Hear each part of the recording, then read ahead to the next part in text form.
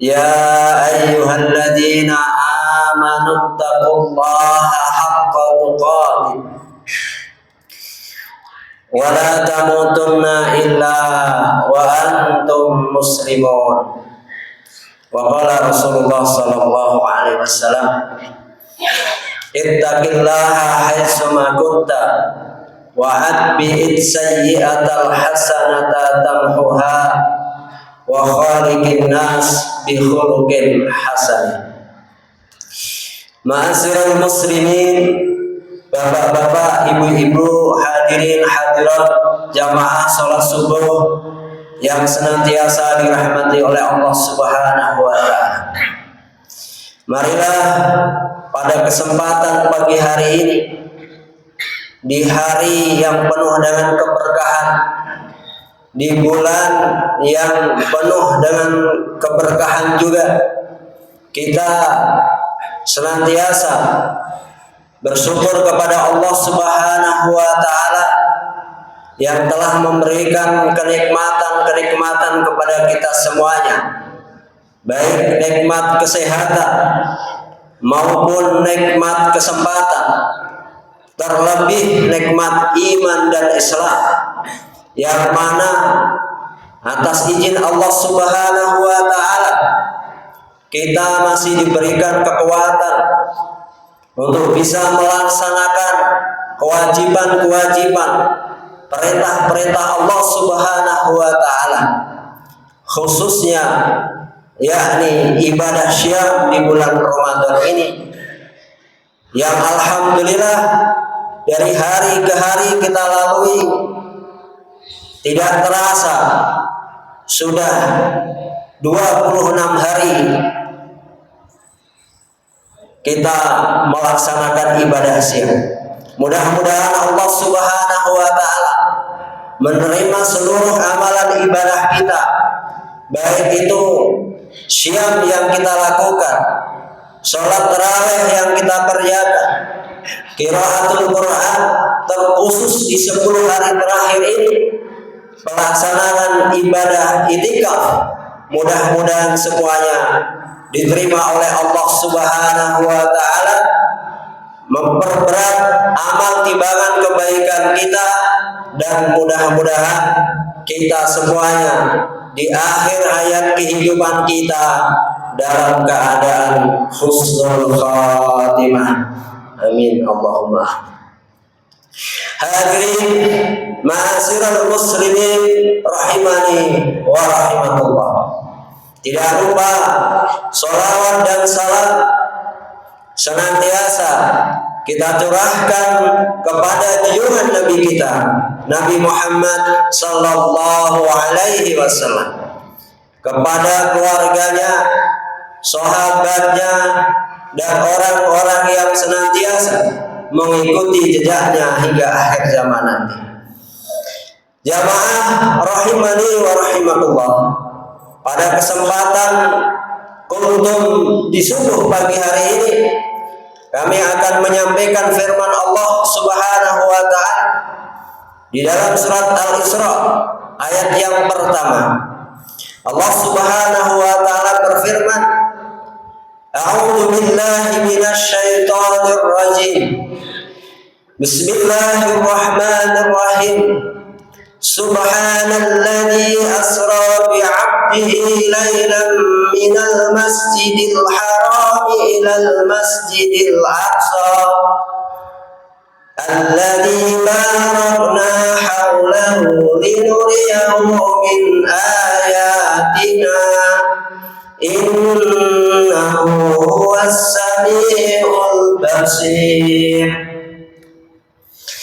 Hadirin, Allah Subhanahu wa taala berfirman, Subhanalladzi, maha suci Allah, zat yang telah asra bi'abdihi, memperjalankan hambanya, yakni Nabi kita Muhammad sallallahu alaihi wasallam, lailan, pada malam hari, minal masjidil harami ilal masjidil aqsa, mengadakan Allah telah memperberangkatkan, memperjalankan hambanya Rasulullah Sallallahu Alaihi Wasallam dari Masjidil Haram menuju ke Masjidil Aqsa.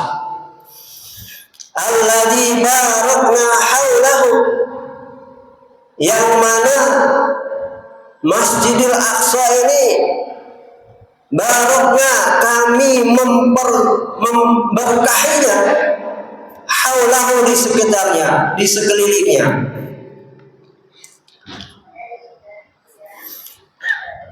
Min ayatina, supaya kami menunjukkan sebagian tanda-tanda kekuasaan kami. Innahu, sesungguhnya Dia Allah Zat Sami'ul Basir, yang maha mendengar lagi maha melihat. Hadirin rahimani wa rahimakumullah. Sebelum ayat ini turun, Rasulullah Sallallahu Alaihi Wasallam mengalami suatu peristiwa, suatu ujian, cobaan yang luar biasa. Di dalam sejarah tarikh disebutkan bahwa tahun itu adalah tahun kesedihan yang mendalam, yaitu Amul Husni, tahun kesedihan. Mengapa tahun ini disebut tahun kesedihan? Pertama, Rasulullah diuji oleh Allah Subhanahu wa Ta'ala dengan wafatnya istrinya Khadijah,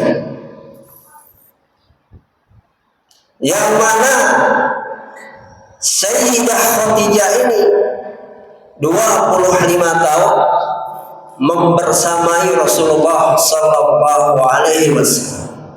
Bahkan seluruh potensi yang dimiliki oleh Sayyidah Khadijah dimaksimalkan untuk mendukung dakwah Rasulullah Sallallahu Alaihi Wasallam, baik itu dengan hartanya, dengan tenaga dan pikirannya, sebagai seorang istri dengan kelembutannya dan rahmahnya, dengan kasih sayangnya. Kenapa sampai Rasulullah Sallallahu Alaihi Wasallam begitu sedih ditinggal wafat oleh istrinya Siti Khadijah? Karena tentunya Rasulullah Sallallahu Alaihi Wasallam telah merasakan bagaimana didampingi di dalam dakwahnya dengan istri yang solehah. Saya doakan mudah-mudahan ibu-ibu jamaah yang hadir pada subuh ini menjadi istri yang solehah. Istri yang solehah itu tetap qanaah. Istri yang solehah itu siap melaksanakan tugas melayani suami. Istilahnya tidak hanya bisa maca, tapi juga bisa yo mana, yo masak, yo maca, yo nopo mulai ini.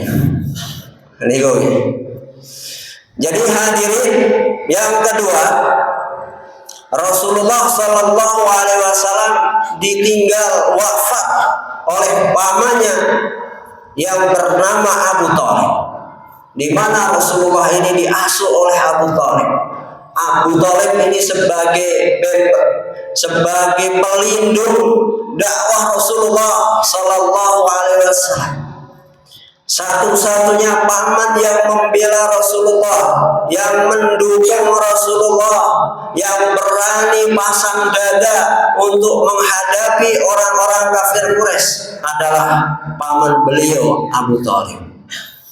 Dan paling yang disedihkan oleh Rasulullah ketika pamannya ini wafat, pamannya dalam keadaan kafir. Hadirin, inilah yang sering disebutkan innamal a'malu bil khawatim. amal itu dilihat pada akhirnya. Padahal pamannya ini mati-matian memperjuangkan melindungi dakwah Rasulullah. Tetapi di akhir hayatnya, di akhir kehidupannya dalam keadaan su'ul khatimah. Ini yang paling sedih bagi Rasulullah Sallallahu Alaihi Wasallam. Mudah-mudahan kita semuanya yang hadir pada pagi hari ini, yang telah melaksanakan sholat subuh berjamaah, diberikan rezeki oleh Allah husnul khatimah. Allahumma amin. Hadirin, husnul khatimah ini penting. Ada sebuah kisah yang menarik, yang mana ada sosok seorang wanita yang pekerjaannya mungkin lebih halusnya dikatakan PSK, pekerja seks komersial, alias pezina, alias gembre, alias kalau di Jawa Timur lonte ya. Ini adalah sampah masyarakat. Ini adalah perbuatan yang fahisah, yang menjijikkan, yang keji. Tetapi hadirin, suatu ketika wanita bezina ini pulang dari tugas pekerjaannya di siang hari yang bolong. Di dalam perjalanannya dia melihat seekor anjing yang kelaparan, yang kehausan. Mungkin bagi kita melihat seekor anjing yang kehausan, yang mengalami, kalau tidak ditolong akan mengalami suatu kematian. Bagi kita mungkin barangkali wis ben kirek mati ya wis. Mari akeh sate jamu. Mungkin barangkali. Tapi wanita ini mempunyai hati nurani, walaupun dia melakukan perbuatan dosa, perbuatan maksiat, perbuatan dosa yang besar, masih punya hati nurani. Walaupun dia ahlul maksiat, masih punya hati nurani hadir. Dia tolong itu seekor anjing. Karena dia meyakini walaupun dia anjing, dia itu adalah makhluk Allah, ciptaan Allah. Dan kebetulan tidak jauh dari situ ada sumur tua yang dalamnya 3 meter kurang lebih, karena saya belum mengukur pada waktu itu, juga belum lahir. Nah, di dalam untuk mengambil segayung air ini membutuhkan perjuangan, pengorbanan, dan toh nyawa istilahnya. Karena seorang wanita, apalagi berzina, dia beranikan diri demi menolong seekor anjing hadirin.